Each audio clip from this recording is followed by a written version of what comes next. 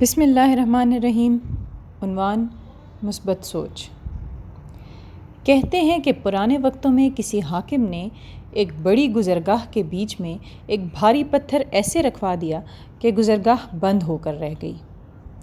اس کے بعد حاکم نے اپنے ایک پہرے دار کو نزدیک ہی کے ایک درخت کے پیچھے چھپا کر بٹھا دیا تاکہ وہ آتے جاتے لوگوں کے رد عمل سنے اور اسے آگاہ کرے۔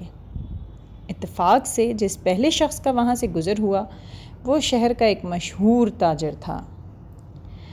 اس نے بہت ہی نفرت اور حقارت سے گزرگاہ کے بیچ رکھی اس چٹان کو دیکھا اور یہ جانے بغیر کہ یہ چٹان تو حاکم وقت نے ہی رکھوائی تھی، اس نے ہر اس شخص کو بے حساب باتیں سنائیں جو اس کے خیال میں اس حرکت کا ذمہ دار ہو سکتا تھا۔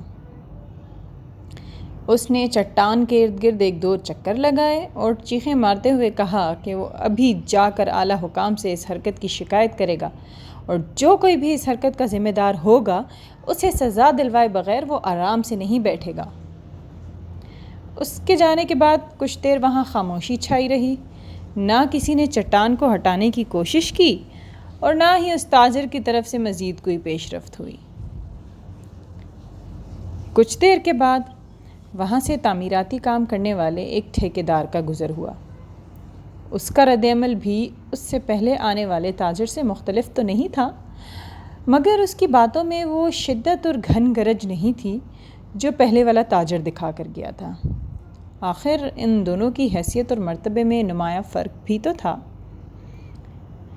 خیر، ٹھیکیدار بھی اپنی سی کہہ کر چلا گیا، لیکن اس پتھر کو ہٹانے اور لوگوں کو تکلیف سے نجات دلانے کی کوئی سبیل اب بھی دور دور تک نظر نہ آتی تھی۔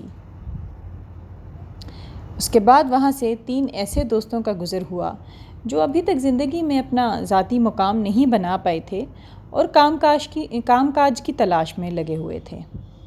انہوں نے چٹان کے پاس رک کر ایسی حرکت کرنے والے کو بیہودہ اور گھٹیا انسان سے تشبیہ دی اور کہکہے لگاتے ہوئے اپنے گھروں کو چل دیے۔ قصہ مختصر یہ کہ مختلف لوگ گزرتے رہے اور پتھر کو اور حکمرانوں کو برا بھلا کہتے رہے۔ یوں اس چٹان کو سڑک پر رکھے 2 دن گزر گئے۔ 2 دن بعد وہاں سے ایک مفلوک الحال اور غریب کسان کا گزر ہوا۔ کوئی شکوہ کیے بغیر جو بات اس کے دل میں آئی وہ وہاں سے گزرنے والوں کی تکلیف کا احساس تھا، اور وہ یہ چاہتا تھا کہ کسی نہ کسی طرح یہ پتھر وہاں سے ہٹا دیا جائے۔ اس نے وہاں سے گزرنے والے راہگیروں کو دوسرے لوگوں کی مشکلات سے آگاہ کیا اور انہیں جمع ہو کر وہاں سے پتھر ہٹوانے کے لیے مدد کی درخواست کی۔ اس طرح بہت سے لوگوں نے مل کر زور لگا کر چٹان کو وہاں سے ہٹا دیا، اور جیسے ہی وہ چٹان وہاں سے ہٹی تو کسان کو اس کے نیچے ایک صندوق ملا۔ جب اس نے صندوق کھولا تو اس میں بہت سا سونا پڑا تھا اور ساتھ ہی ایک رکا بھی پڑا تھا۔ کسان نے جب وہ رکا پڑھا تو اس میں لکھا تھا: حاکم وقت کی طرف سے اس چٹان کو گزرگاہ کے درمیان سے ہٹانے والے شخص کے نام، جس کی مثبت اور عملی سوچ نے مسائل پر شکایت کرنے کے بجائے ان کا حل نکالنا زیادہ بہتر جانا۔